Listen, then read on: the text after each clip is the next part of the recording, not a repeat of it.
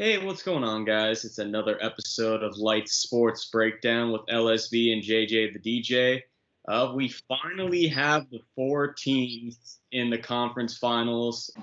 Sorry, connection stuff was bugging out. I'm trying to make sure everything is, working all right because, with the storm and everything I've been going through, connection issues have been, you know, close and in between.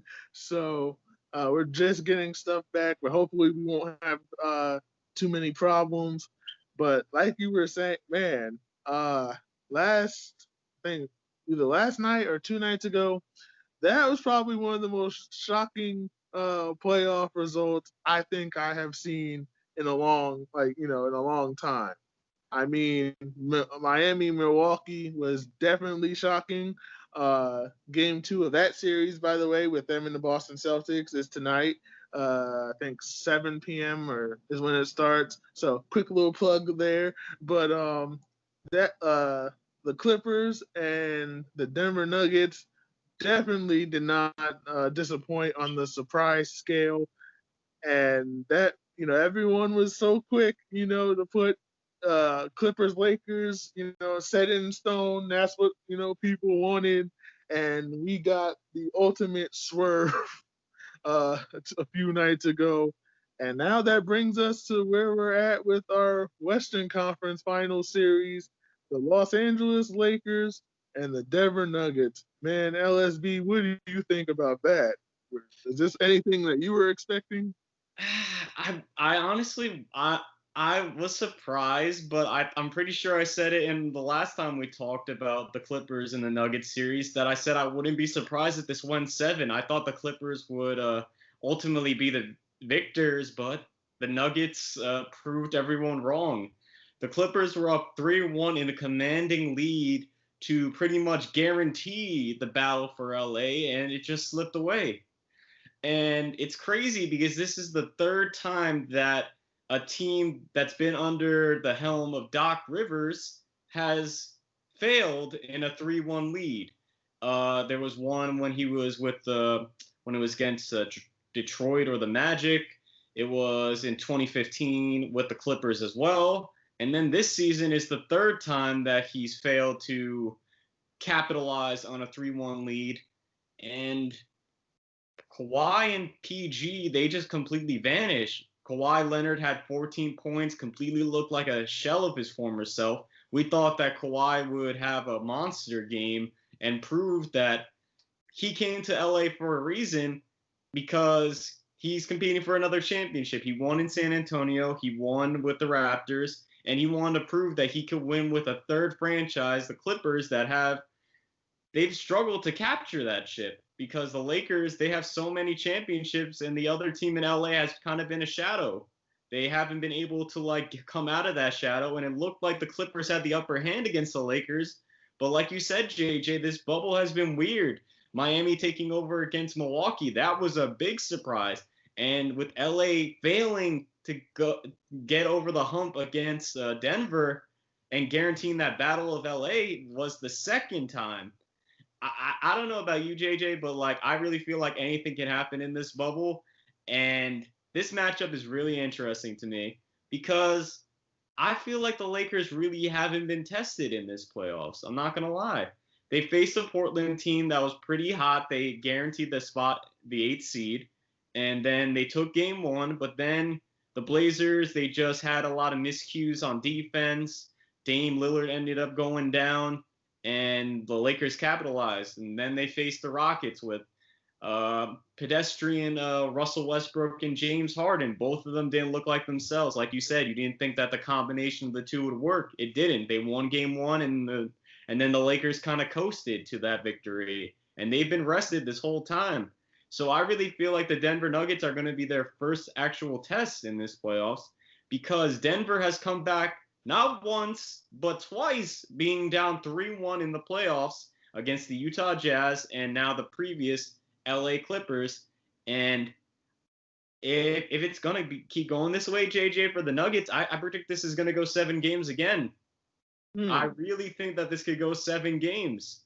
I mean, I'm not trying to underestimate LeBron's greatness or Anthony Davis' greatness because they've looked good, but I just really feel like the Nuggets, they have Jamal Murray has been a stud. The Joker has been crazy, and they just have like a really, really good team. And they competed hard against the Clippers, and it's like I said, I thought it was going to go 7. I thought the Clippers could hang, but they just looked lost, and it's very unfortunate because I think the NBA would have loved a battle for LA, but the Nuggets and the Lakers haven't faced off since what was it, the 2010 season? Yeah, I 2000. think 2009 Yeah, it was. yeah, that's when Kobe and Melo was on the Nuggets and Kobe was on the Lakers. It's crazy that it's been that long, but I mean, I think that storyline still is a good storyline because now it's pretty much, will LeBron make it to the finals once again in the West, or will the Nuggets surprise the world and make it to the finals? And I I'm hesitant to predict this, JJ, but I think the Lakers are going to come out of this. I think LeBron's playoff experience will definitely be a factor. And I really don't know who's going to guard LeBron. I mean, I think Michael Porter Jr. will attempt to do it, but he's still young. And I don't know if he could handle that assignment. And me and my friends were just talking yesterday about Anthony Davis versus the Joker. And they kept saying that they think that Nikola he doesn't play that good defense. He's really good with playmaking and offense, but on defense he's kind of relaxed. He's kind of like, oh, I'm gonna let this guy take the shot, and I'm probably gonna get the rebound and try to dish it out to the front court and get an assist. So it's gonna be interesting. I think it's gonna be a battle between those two, and then the main thing is too, it's really hard because who's gonna guard Jamal Murray, JJ? Rondo? You really think Rondo's gonna put the clamps on Jamal Murray? I don't know. Hmm, okay. So, by the way, before I dig into this a little bit, I want to mention one more thing about the Clippers before they look, Clippers fans look in the rear view of this season as quick as possible. Right. I I was talking to my one of my cousins the other day, and I mentioned the fact how you know a lot of these star players when they don't do something, nobody takes more heat for not doing something than LeBron James. And I'm not trying to sound like somebody that needs to defend him all the time. I'm just making a point Right. where I don't think, I don't think Kawhi Leonard or Paul George, for that matter, deserves a pass for this one. I No, think they not at all. I think they deserve to hold on to this one for the off season because they I believed that the Clippers had the better team going into this series. Yeah. I I truly think that Montrezl Harrell, he was never right, when he was out of the bubble, coming back into it, and he never looked like himself. And I think that Denver exposed him a little bit. Lou Will was up and down with his play, but Montrez was really off, and I think that hurt the Clippers. I think that backfired on them a little bit. Kawhi looked, I think, good the whole series, except for maybe that game 7 where he had 14, like you said, and Paul George was even worse with 10. Right. Uh, so I think, I think Doc has to get that team together and they need to take a look at, what went wrong and try to figure out how to fix it for next year because everyone looked at this team and didn't know where the glaring weaknesses are, but I think now everyone knows where they are. And if you have really paid attention to this, team when it was put together, you should have been able to see this because against the Lakers, with uh, Zubac not really being a defensive weapon and how bad Montrez looked on defense, I'm sorry to say, but the Lakers would have ate them up, I think. I Right. think Don't the forget Pat Lakers Bev. really He's between pretty much been LeBron. pedestrian during the playoffs too. Yeah, so I But think like with that defense getting in foul trouble, he would only score like two, maybe I think 6 points was the highlight of his series. Like you can't have your starting point guard only score that and getting fouled out of the game. exactly. So I think, I think the Lakers, if the Clippers had even advanced, I think the Lakers would have made that a laughter of a series anyway. As much Right. as, people don't want to, Clippers fans probably wouldn't like that, but they don't like this result either. I think the Lakers would have made that series, kind of a joking matter after a while, seeing how, seeing the kind of effort that the Clippers put out. But Right. that's enough about them for now. I could talk about the Clippers, I can spend, till the start of next season talking about what Clippers fans probably have to do. But now on to the Nuggets and Lakers. You know, I I say this respectfully, giving Denver all the credit in the world because to come back from 3-1 in not just one playoff series, but two so far in this bubble playoffs, they're the only team to ever do that. Okay, that's them. In the record books, it's them and nobody else. Right. So, but at when I look at what the Lakers are presenting, I don't see. I'm having trouble seeing where Denver has the ability to match up with LeBron and the Lakers. And you mentioned the play of Jamal Murray. I think I think he will be the sole reason that Denver keeps this competitive. Mm-hmm. If he doesn't if he doesn't keep up this level of play and his performance like wilt under pressure, Right. I think this is a series that also goes 5 as well. Really? That is my prediction, and I hate to say that almost after everything that Denver has done, but when I look at the Lakers, I'm like, how is Denver gonna counteract that size? Because the bigs that they have is really just Jokic and whoever they try to play as a big man. Paul Millsap, is he going to play backup center? Is he going to have to? Is he just going to be at the power forward where you still have to deal with Anthony Davis if JaVale or Dwight Howard starts at center for the Lakers? Right. And how does game one is Friday of that series? I'm going to be watching game one very closely. I do see a scenario where Denver gets game one. I think that trend for the Lakers continues because it's been some time since they've even had to play Denver and Right. match up with them. So I think Denver surprises the Lakers, but as we've seen in playoff series with LeBron, he takes that like first game to study you.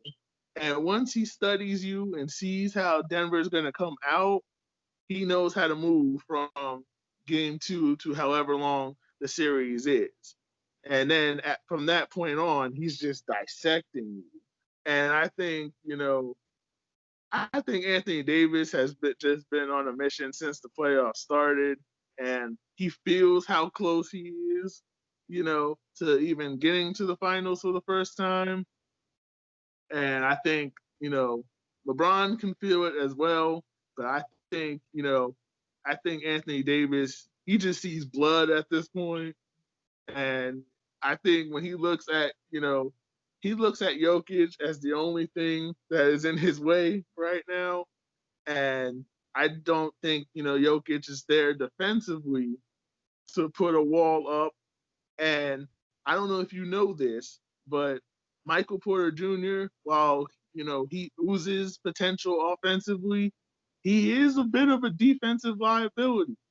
And when I see him on the floor matched up for, large points of the game, probably with LeBron James. I see somebody that in LeBron that is still, pretty good defensively. Hmm. And I just don't think Michael Porter is going to be able to worry about his offense while still having to, attempt to make his defensive game better enough to even get in LeBron's way.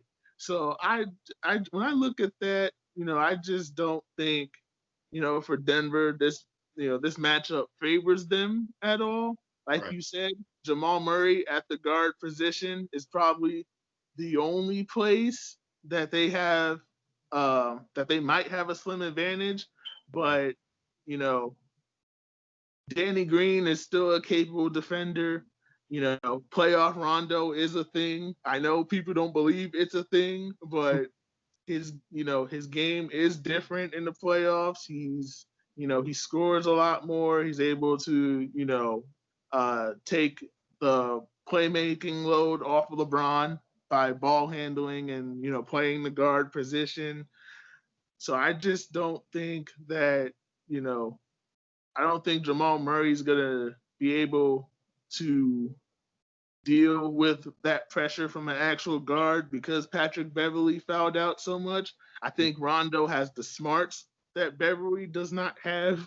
And Right. I think that, once Jamal has that frustration, and that pain in the neck in Rondo on him, and, it's going to be interesting to see how he deals with it all. So that's why I say game one will be very interesting. But I think game one, though, for Denver is a must win game. I hate to say that because it's 0-0, and I don't think that's ever been, I don't think that's ever happened before. But I think Denver, if they're going to send any type of competitive message, they have to do it in game one. You have to come out and not so much for the Lakers' sake, but for your own team morale and, confidence in yourselves. You need to show the Lakers that, you're pretty much not just going to lay down and die. Right. So you need like game one for them is huge. Like that is the biggest game of of their season and a lot of their careers for both those for all the guys on that team for Jokic, Murray, Paul Millsap, even all those guys like they should look at Friday night as there is nothing else after that first game. Don't worry about, how long the series could go. None of that. They need to worry about giving it their all and trying to win game one. Because if I believe if the Lakers win game one, then they're really gonna see blood in the water and they just might try to really, sweep Denver out the postseason. And their size advantage gives the Lakers a pretty good chance to do so. A lot of very good points, I must say, JJ, but this bubble is just weird. So a lot of your points I would say in a regular season would be very valid, but in the bubble, every team feels like they have a legitimate shot to win. And Denver, everyone's doubted them since round one to the semis to now, and it's just they've thrived on that, on being the underdog. So it's just like on paper, the matchups don't look like they're in their favor, but I mean, it's just it's very tricky, man. This is what I've learned from these playoffs, so that's why I really just feel that this would go seven. I just think it. I just feel like, I mean, five wouldn't be bad. Five wouldn't be bad if the Lakers. Yes, I think the Nuggets have to win game one. Otherwise, they're in danger because LeBron has thrived when he has leads. But also, it's just a matter of what Lakers team we're going to get because they've been off for a while. So we don't know if they're going to be the Lakers that the show, like, I guess the remake or 2.0 version of the Showtime Lakers where they're just on fire. Or are they going to be the Lakers? That's why I said Denver gets game one. I do believe that, time off can be a bad thing, too much of it. I do think that's why to win game one. That's why I said they have to win game one. It's for that exact reason. because that is probably going to be the worst that the Lakers look this entire series. So Mm-hmm. if you can't beat them on their worst, when they're at their best, they're Yep. going to run you out the Orlando gym. I say that with all the respect in the world, but you have to, you just in the NBA, you have to beat a team when they're at their worst. Right. You know, it's kind of, similar thing with what Jimmy Butler and the Heat saw. You know, for what it's worth, the Celtics weren't at their worst, but they the game came so close to being a Boston win. I mean, we're literally talking if Bam doesn't block a dunk attempt, he maybe the Celtics maybe get Jason Tatum maybe gets fouled on that play, completes the dunk, and you have a tie game with him having to make a free throw that gives Boston the win. Mm-hmm. And he still had 30 points in that game. So I mean, every second of this, games in this bubble matter, Mm-hmm. and game two in that series is still going to be very interesting because Miami can't go into this one thinking that because they're up one game to nothing, they already have the job done. The Nope. series is far from over, and Mm-hmm. you're going to see the Celtics clean up a lot of things defensively and still, keep on, the offensive fire going as well because they got a great game from Marcus Smart. They got an exceptional game one from Marcus Smart. He was shooting threes like he thought his name was Curry. So, and what kept Boston, from even having a better chance of winning that game was the play of Kemba Walker. And if he plays anything better, like we know Kemba can play, then Miami's gonna run into some trouble because Mm-hmm. that Boston offense, that's when they're really explosive. Is when everybody and you have so much offense to deal with from Brown, Tatum, and Kemba, and whatever Marcus Smart gives you. Right. So all these, it's at this point in time with the conference finals, every little thing matters. Everything. You can't take nothing for granted. So that's why I said for Denver, they're a young team, but their coach and whatever, the guys that got them to this point need to be like, look, if the Lakers even play that bad from being, off all that time, we got to go at that. We can't give them a pass because they've been off for however many days.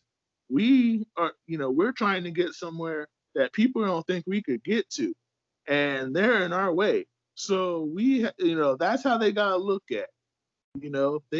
So that's why I said the Lakers, you know, uh, there's pressure on them, but everybody, is probably thinking like how I'm thinking. Trust me, I like being right with predictions, as much as anybody, but for Denver's sake and how I'm looking at it from their perspective, I hope I'm wrong. I hope this as I hope Denver makes this as competitive as a series that it can be because nobody wants to see a laughter of a series in the conference finals. You hope by the time you get to the conference finals, you truly have the best teams left available. You know what Right. I'm saying? So I hope for my sake and Denver's sake that they prove people wrong. Go for it. Make this, give the Lakers a reason to sweat. Don't make getting to the finals, something that the Lakers haven't done since 2010. Don't make that easy for them to do by just steamrolling over you. Because nobody, fans don't want to see that. They want to see a competitive series anyway. So I hope Denver makes it competitive, like you're saying. But we just have to see. Yep, we're gonna have to wait and see, JJ. Both series are intense. The Heat were able to steal game one, so will we see the Nuggets steal game one? And like you said, like when you get hit in the mouth by another team, you either have to finish the job or they're gonna come back and come hard and compete and want to destroy you, like you said. The Lakers will want to destroy the Nuggets if they win game one. Or it could be the other way around. The Nuggets could want to destroy the Lakers after game one, but we'll have to see. We'll have to see. I'm looking forward to this series. I'm really hoping my predictions are closer to what we get compared to 4-1. I agree. I hope you're wrong. I genuinely do, just for the sake of watching more basketball because we're almost at the finish line, JJ. We're almost there. So we're gonna enjoy these series, and then the next time we talk, it's gonna be the NBA Finals, and I'm looking forward to it. It's gonna be amazing. The bubble has been a big success in a season where we thought we wouldn't have a season or a champion. We're about to get that in a couple of weeks, JJ. It's crazy that someone's gonna be crowned a champion soon. But thanks for watching, guys. This has been LSB and JJ the DJ back at it again, and we'll see you soon. But this time for the NBA Finals in the bubble.